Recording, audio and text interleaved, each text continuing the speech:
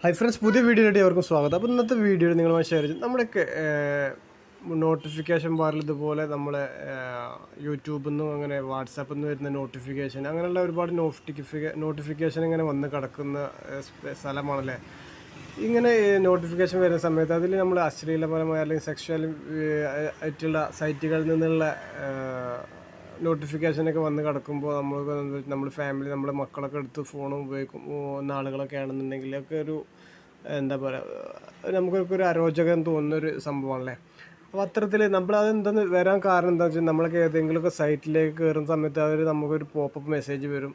ആ മെസ്സേജിൽ നമ്മൾ മിക്കവാറും അത് ആ ഒരു സൈറ്റ് ഓപ്പൺ ചെയ്യാൻ വേണ്ടിയിട്ട് അതിൽ അലോ ചെയ്ത് കൊടുക്കേണ്ടി വരുന്നുണ്ട്. അങ്ങനെ അലോ ചെയ്ത് കൊടുക്കുന്ന സമയത്ത് അതിൽ നിന്ന് ഇത് ചോദിക്കുന്നത് എന്താ വെച്ച് കഴിഞ്ഞാൽ, അതിൽ വരുന്ന ആഡ്സൊക്കെ നമുക്ക് പോപ്പപ്പായിട്ട് വരട്ടെ എന്നാണ് ചോദിക്കുന്നത്. അപ്പോൾ നമ്മളത് അലോ ചെയ്ത് കൊടുക്കാറുണ്ട് പലപ്പോഴും. അങ്ങനെ കൊടുക്കുന്നത് കൊണ്ടാണ് ഇത്തരത്തിലുള്ള മെസ്സേജുകളിൽ, ഇത്തരത്തിലുള്ള സൈറ്റുകളിൽ നിന്നുള്ള എന്താ പറയുക നോട്ടിഫിക്കേഷൻസൊക്കെ നമ്മുടെ നോട്ടിഫിക്കേഷൻ ബാറിൽ വന്നുകൊണ്ടിരിക്കുന്നത്. അപ്പോൾ അത് എങ്ങനെ ഒഴിവാക്കാം എന്നാണ് നമുക്ക് ഇന്നത്തെ ഈ വീഡിയോയിൽ നിങ്ങളുമായി ഷെയർ ചെയ്യുന്നത്. അപ്പോൾ നിങ്ങൾ വീഡിയോ അവസാനം വരെ കണ്ടു നോക്കുക. നിങ്ങൾ ഇഷ്ടപ്പെടുകയാണെങ്കിൽ മറ്റുള്ളവർക്ക് വേണ്ടി ഷെയർ ചെയ്ത് കൊടുക്കുക. ഓക്കെ. ഇപ്പോൾ നമ്മുടെയൊക്കെ കോമൺ ആയിട്ട് ഉപയോഗിക്കുന്ന ബ്രൗസർ ഏതാണെന്ന് വെച്ച് കഴിഞ്ഞാൽ അത് ഗൂഗിൾ ക്രോം തന്നെ ആയിരിക്കും. അപ്പോൾ നമ്മൾ ഗൂഗിൾ ക്രോം എടുത്തിട്ടുണ്ട്. അപ്പോൾ ഗൂഗിൾ ക്രോമിൽ എടുക്കുമ്പോൾ നമ്മളിങ്ങനെ ഏതെങ്കിലും സൈറ്റിൽ കയറുമ്പോൾ നമുക്കൊക്കെ അതേപോലെ ഏതെങ്കിലുമൊക്കെ സൈറ്റിൽ കയറുമ്പോൾ നമ്മൾ ജസ്റ്റ് ഒരു പോപ്പപ്പ് മെസ്സേജ് വരും, അത് അലോ ചെയ്ത് കൊടുക്കുകയും ചെയ്യും. അപ്പോൾ ഞാൻ അതിന് വേണ്ടി ഇപ്പോൾ ഗൂഗിൾ എടുത്തിട്ടുണ്ട്. ഗൂഗിൾ എടുത്തതിന് ശേഷം അത് ഒഴിവാക്കാൻ വേണ്ടിയിട്ടുള്ള സെറ്റിങ്സ് ഞാൻ പറഞ്ഞുതരാൻ പോകുന്നത്. ഗൂഗിൾ എടുത്തതിന് ശേഷം നമ്മളിവിടെ മുകളിൽ 3 ഡോട്ടിൽ വന്ന് അതിൻ്റെ സെറ്റിങ്സിലേക്ക് വരും കേട്ടോ.